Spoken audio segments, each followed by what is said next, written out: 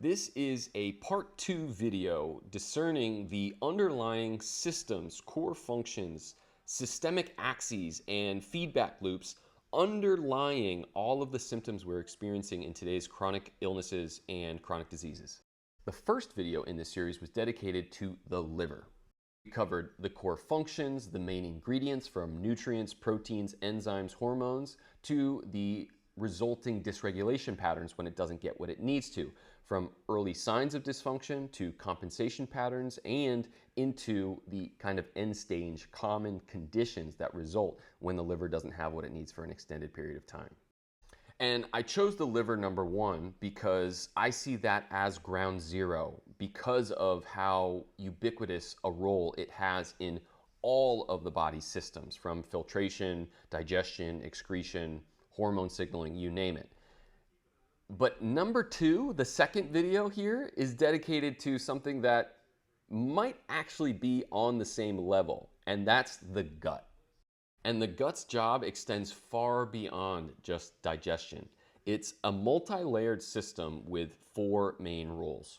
First is breakdown and absorption. We're talking about turning food into fuel that our body can use to function as a body system. This requires stomach acid, enzymes, bile from the liver, and villi integrity, like structural integrity of the intestinal lining itself. It is the kingpin in our immune defense. About 70% of our immune system is centered to the health of the gut. It is a garden of beneficial bacteria and nutrients that help discern friend from foe when it comes to protecting our body as a whole. And that immune defense is dependent upon barrier integrity, the gut lining, right? It decides what gets in and what gets pushed out. If we lose that, inflammation usually follows. And with how universally influential the gut is on every body system, it would therefore have to have a good communication network in place to communicate with all of these organ systems, not just outgoing, but also receiving information back to change what it is that's happening within the gut itself. So let's talk about some of the key nutrients in maintaining gut function. Zinc is incredibly important. We know its ties to immune health, and this comes down to its role in maintaining the tight junctions of the gut lining and preventing things like leaky gut. It also plays a role in immune signaling. As someone with type 1 diabetes, I know it plays a huge part in insulin release and the preservation of insulin.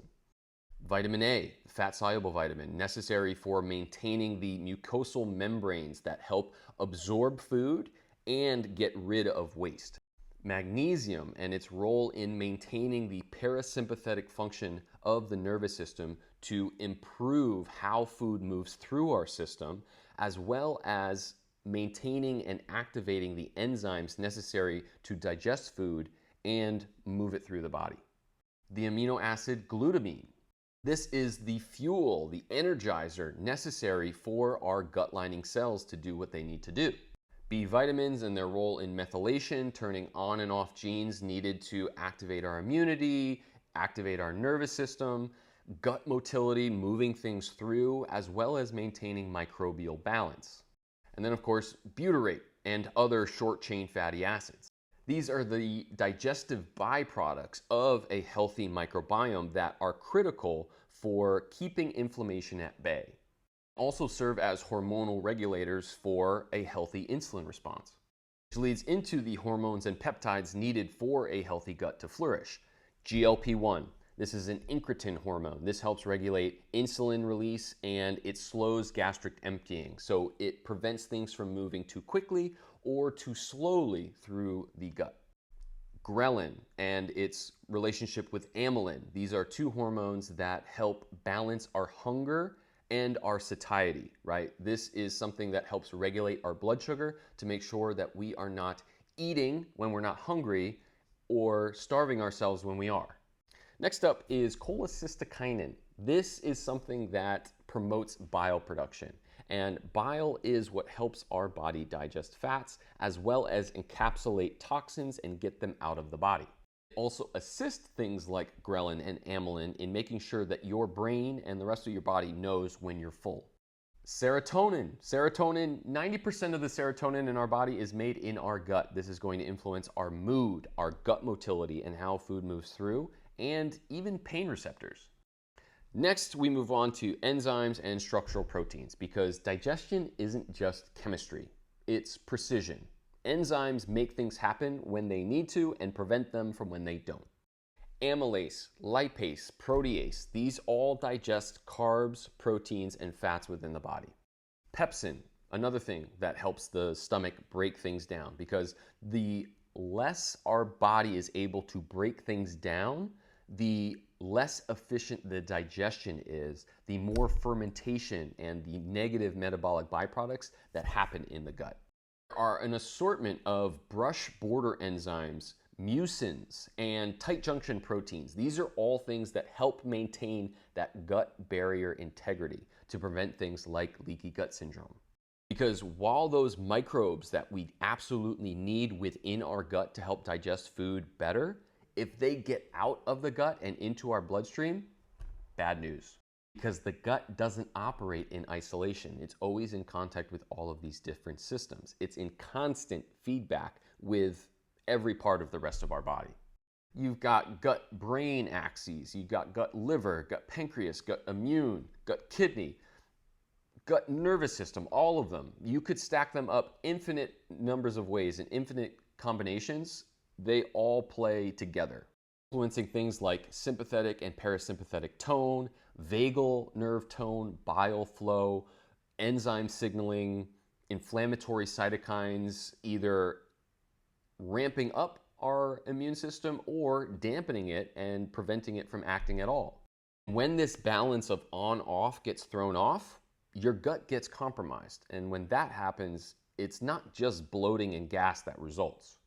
You've got irregular bowel movements, you've got cravings or food aversions, brain fog, skin conditions like mild acne or eczema, as well as burping, bloating, farting after meals. And some of the resulting compensations are adrenal activation. Because if all of the tools we need to digest food are compromised, our body goes into, uh-oh, what are we going to do? We need to shut digestion down because we can't handle all of this. So what's one way to shut down our hunger? Increase our cortisol. That way we're in sympathetic tone all the time, fight or flight. We're diverting all of our attention away from the digestive system. This can lead to liver overload, because now that things aren't moving in the gut, things are just sitting in the gut. Stagnant digestion leads to more toxin buildup, less nutrient absorption, negative metabolic byproducts, pathogenic blooming like parasites, bacteria, and viruses, and nervous system dysregulation as a result, because now we're stuck in sympathetic tone, we can't get back into our parasympathetic tone. This could be anxiety, depression. That leads to a lot of the things we see happening in the gut now, things like SIBO or Candida, IBS, IBD, histamine intolerance, leaky gut, and autoimmunity related to Crohn's or celiac, even type 1 and type 2 diabetes. If you're dealing with any of these systems, whether it's directly related to your digestion, like Crohn's or IBS, or something more distant, like skin issues, blood sugar problems, or just burnout, don't stop at surface level solutions. Ask instead, what is the terrain that is allowing for all of these things to happen? What is the symptom telling me about the underlying environment? The gut is foundational, but it's also responsive. When you support it with the right nutrients, the rhythms and awareness in your environment and the things that you're taking in from it and releasing from it, it can recover. Keep following for more explorations into the root systems underlying our chronic illness.